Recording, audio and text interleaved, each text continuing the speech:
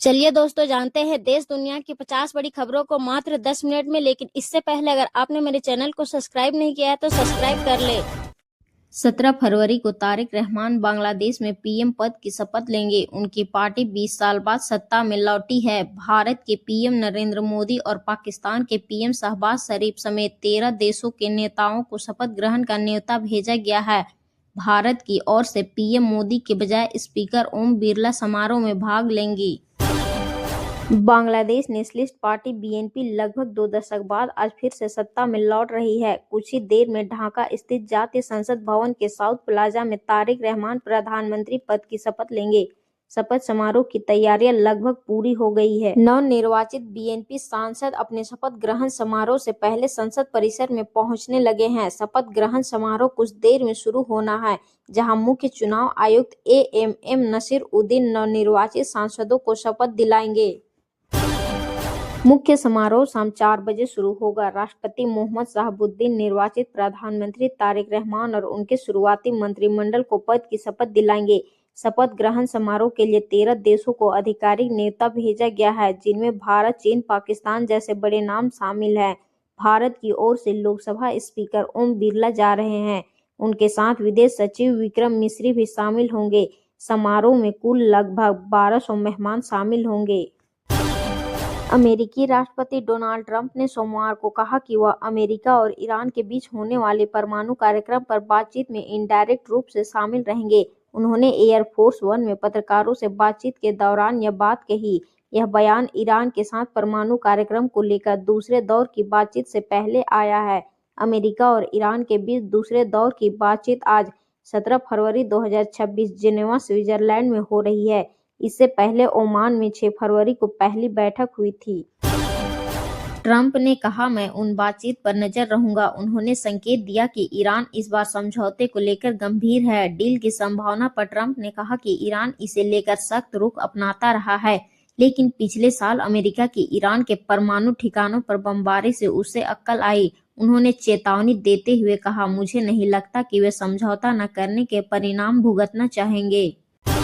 प्रधानमंत्री नरेंद्र मोदी और फ्रांसीसी राष्ट्रपति इमैनुअल मैक्रों की आज मुंबई में मुलाकात होगी। इस दौरान दोनों देशों के बीच 3.25 लाख करोड़ रुपए की डिफेंस डील होगी। यह डील कीमत के लिहाज से भारत की सबसे बड़ी सैन्य खरीद होगी। इसके तहत भारत को 114 राफेल फाइटर जेट मिलेंगे। आज होने वाली बैठक में रक्षा, समुद्री सहयोग, इंडो पैसिफिक रणनीति, उभरती तकनीक, आर्टिफिशियल इंटेलिजेंस और वैश्विक मुद्दों पर चर्चा होगी। यह बैठक दोपहर 3:15 मुंबई के लोक भवन में होगी। दोनों नेता शाम 5:15 बजे वे भारत फ्रांस इनोवेशन ईयर 2026 का उद्घाटन करेंगे। साथ ही दोनों देशों के उद्योगपति, स्टार्टअप, फाउंडेशन, रिसर्च एक्सपर्ट और इनोवेशन से जुड़े लोगों को संबोधित करेंगे। राष्ट्रपति मैक्रो 17 से 19 फरवरी तक भारत के दौरे पर रहेंगे। इस दौरान वे दिल्ली में एआई इम्पैक्ट समिट में भी हिस्सा लेंगे। राष्ट्रपति बनने के बाद मैक्रो का यह चौथा भारत दौरा है। इससे पहले वे मार्च 2018 में पहली बार भारत आए थे। इसके बाद वे सितंबर 2023 में G20 समिट के लिए और जनवरी 2024 में गणतंत्र दिवस समारोह में मुख्य अतिथि बनकर आए थे। फ्रांस और भारत के बीच 1998 से रणनीतिक साझेदारी है और दोनों देश रक्षा, तकनीक, अंतरिक्ष और ऊर्जा जैसे क्षेत्रों में साथ काम करते हैं। यह दौरा भी इसी सहयोग को आगे बढ़ाने के लिहाज से अहम माना जा रहा है। अमेरिका के रोड आइलैंड में सोमवार दोपहर हाई स्कूल हॉकी मैच के दौरान गोलीबारी हो गई। पुलिस के मुताबिक इस हमले में 3 लोगों की मौत हो गई, जिसमें हमलावर भी शामिल है। 3 अन्य लोग गंभीर हालत में हैं। घटना दोपहर करीब 2:30 बजे हुई। पुलिस प्रमुख टीना गोलकावेस ने इसे टारगेट इवेंट बताया है। शुरुआती जानकारी के मुताबिक मामला पारिवारिक विवाद से जुड़ा हो सकता है, हालांकि मकसद अब तक साफ नहीं है। पुलिस प्रमुख टीना गोलकावेस ने प्रेस कॉन्फ्रेंस में बताया कि दोनों टीमें सीनियर नाइट मना रही थी, तभी गोलीबारी शुरू हुई। मैदान में 2 टीमें आमने सामने थी। इन टीमों में आसपास के कई स्कूलों के खिलाड़ी शामिल थे। मौके पर अफरा तफरी मच गई। मेयर डोनाल्ड आर ग्रेबियन ने इसे बेहद डरावना अनुभव बताया। उन्होंने कहा, ये हाई स्कूल के बच्चे थे, परिवार उनके साथ मैच देख रहे थे। एक खुशी का माहौल अचानक डर और दहशत में बदल गया।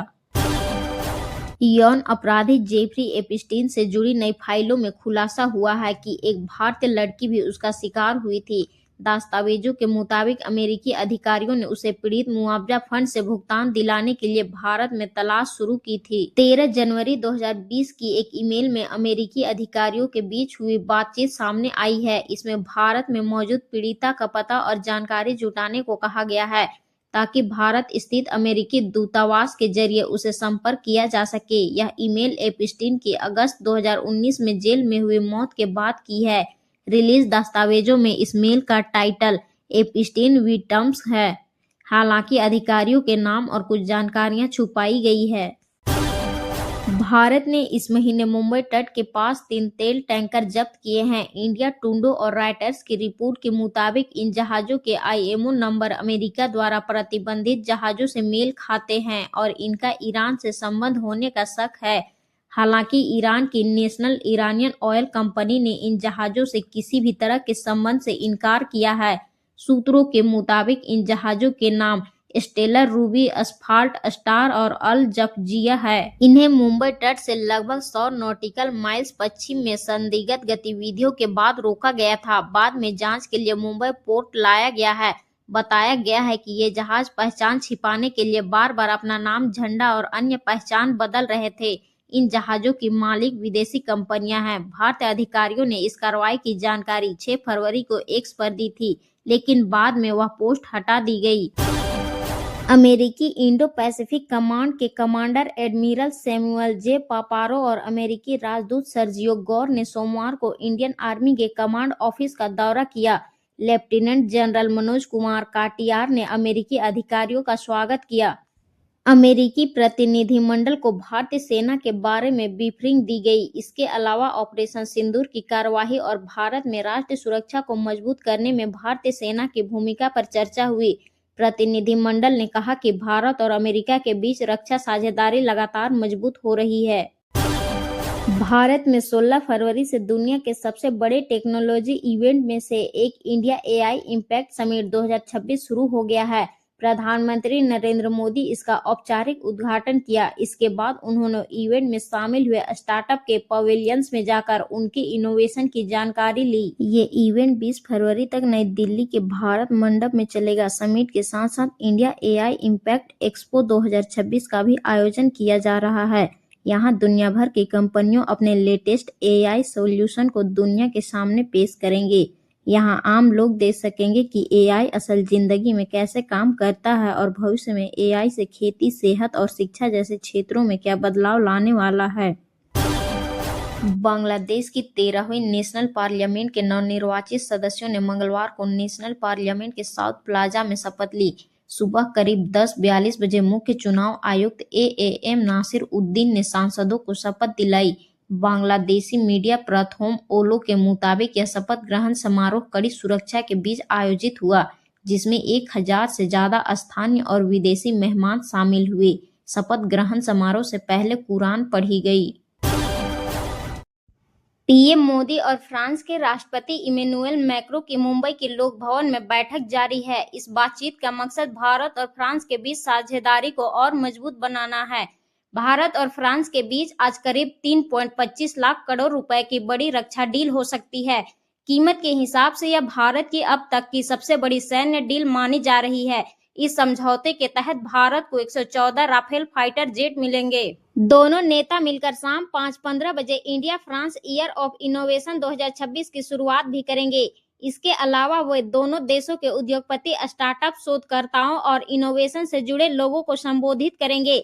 इससे पहले राष्ट्रपति मैक्रो ने आज मुंबई में मनोज बाजपेयी, अनिल कपूर, शबाना आजमी और ऋचा चड्ढा समेत कई बॉलीवुड सेलिब्रिटीज से भी मुलाकात की। बांग्लादेश में बीएनपी अध्यक्ष तारिक रहमान देश के नए प्रधानमंत्री बन गए हैं। राष्ट्रपति मोहम्मद शहाबुद्दीन ने संसद भवन में तारिक को पीएम पद की शपथ दिलाई। इसके साथ ही 18 महीने से चल रही अंतरिम सरकार का कार्यकाल खत्म हो गया। तारिक रहमान पहली बार प्रधानमंत्री बने हैं। इससे पहले आज दोपहर में बीएनपी के सांसदों ने उन्हें संसदीय दल का नेता चुना था। वह पूर्व प्रधानमंत्री खालिदा जिया और दिवंगत राष्ट्रपति जियाउर रहमान के बेटे हैं। 17 साल तक लंदन में रहने के बाद वह 2 महीने पहले ही बांग्लादेश लौटे थे। अगले 5 साल तक तारिक प्रधानमंत्री पद संभालेंगे।